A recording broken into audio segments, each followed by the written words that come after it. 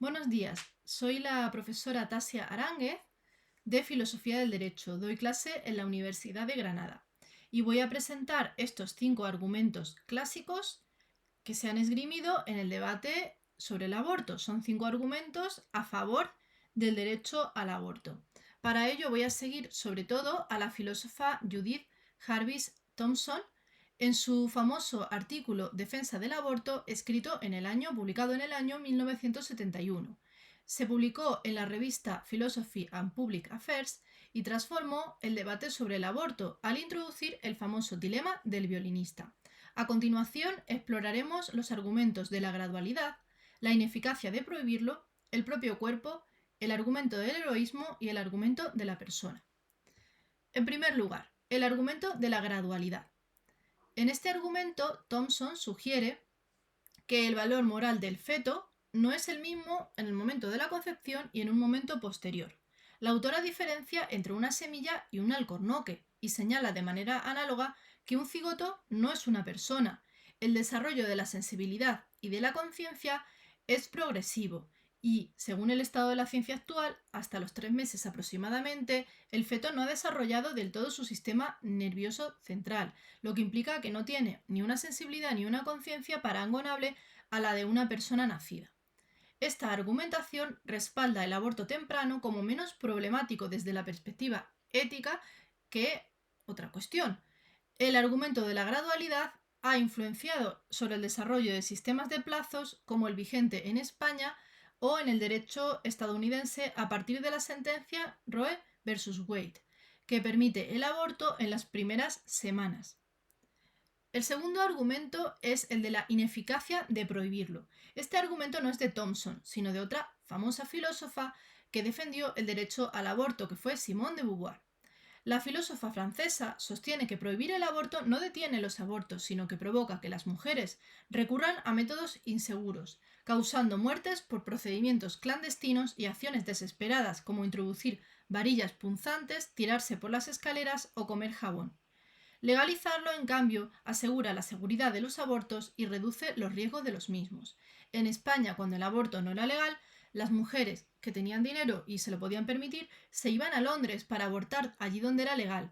Sin embargo, las mujeres que no tenían dinero muchas veces se veían obligadas a recurrir a procedimientos clandestinos e inseguros, lo que aumentaba el número global de muertes.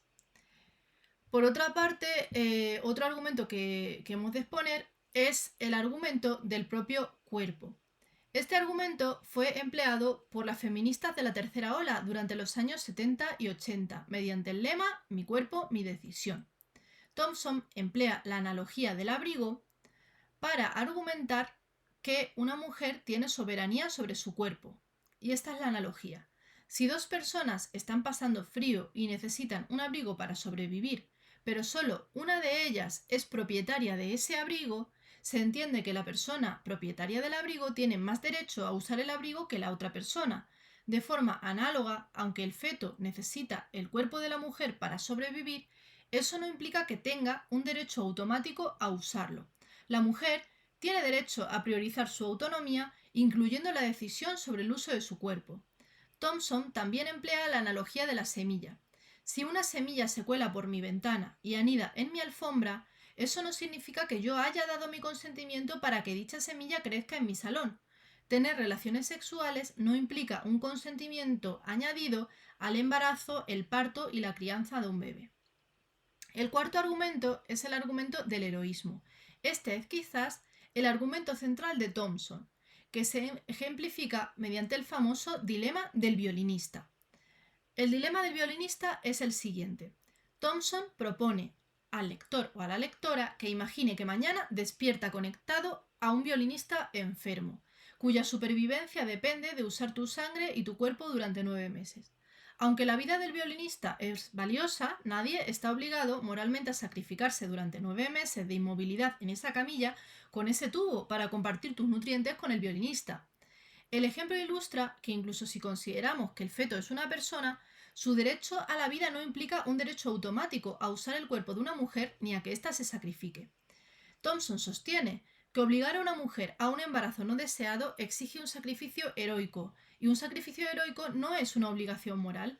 Hemos de separar entre lo moralmente loable y lo moralmente exigible.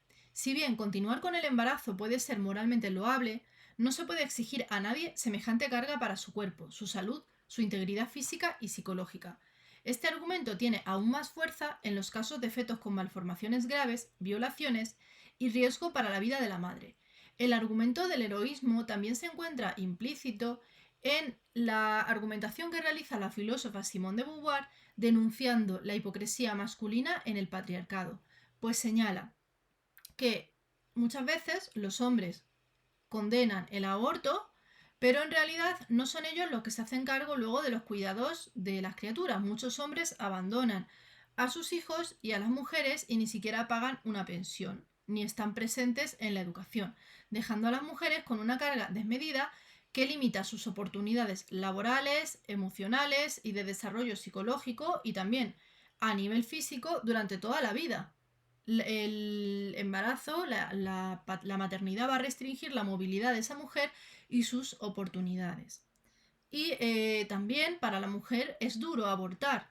No es el hombre el que tiene que soportar esa pérdida de, pues para su cuerpo, ese daño para su cuerpo o ese miedo que puede experimentar una mujer y ese dolor que una mujer que se ve obligada a abortar porque se ha quedado embarazada sin desearlo. Muchas veces, según señala Simone de Beauvoir, los mismos hombres que denuncian el aborto en público son los que en privado animan a una mujer a la que han dejado embarazada sin ellos querer ser padres, pues la disponen para que aborte, porque amenazan con abandonar a ese bebé y a esa mujer. Y la mujer tiene miedo de esa posibilidad de tener que criar sola durante toda su vida. Los hombres desean tener relaciones sexuales libremente, sin ningún tipo de restricción y sin compromiso emocional, sin estar dispuestos a un compromiso a largo plazo con la mujer, y sin embargo son las mujeres las que asumen las consecuencias tanto por medio de un aborto o por medio de la crianza de una criatura que limitará sus oportunidades a lo largo de su vida.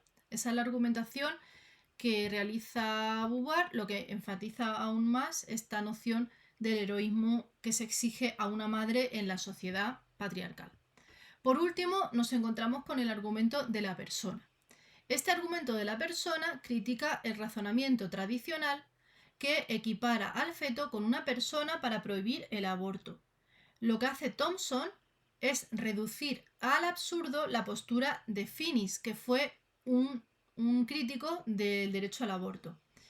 Finis sostiene que matar a una persona es incorrecto y que un ser humano es una persona desde la concepción. Por tanto, el aborto equivaldría a matar a una persona y sería incorrecto. Thompson señala que aceptar que un feto es una persona conduciría a consecuencias absurdas, como tratar a las mujeres que abortan como homicidas, con castigos y restricciones policiales equivalentes, algo que ni siquiera las leyes más estrictas aplican, revelando en realidad su incoherencia. Su innovación radica, el argumento de Thompson, en exponer que la sociedad no actúa en realidad como si el feto fuera una persona plena. Ni siquiera las personas más pro vida en ninguna época ni contexto han aplicado este argumento, lo que cuestiona la base misma del argumento antiabortista. La conclusión es que los 5 argumentos clásicos expuestos continúan enriqueciendo la reflexión bioética en los debates actuales sobre el derecho a la interrupción del embarazo. Estos argumentos nos permiten concluir que se puede proteger la vida, defender la vida, valorarla y amar la vida, la nueva vida incipiente que se va generando en el cuerpo de una mujer, sin caer en extremos que agraven el sufrimiento de las mujeres y de los niños. Si en los primeros meses el feto no tiene una conciencia equivalente a la de una persona nacida o ni siquiera tiene ningún tipo de conciencia al comienzo, eso tiene consecuencias prácticas, porque otras consideraciones éticas pueden pesar más que mantener la vida del feto. Esas otras consecuencias serían la evitación de muertes de mujeres por abortos inseguros, la evitación de futuros nacimientos no deseados por las duras condiciones vitales que pueden tener esos niños y niñas, que no son deseados por cuestiones económicas o emocionales. Y la soberanía femenina sobre el propio cuerpo, que es un importante argumento a favor del aborto. Esto no niega el valor de la vida fetal, sino que lo pondera con el daño real y medible a las mujeres. El derecho al aborto es necesario para una adecuada valoración de la dignidad humana en su conjunto.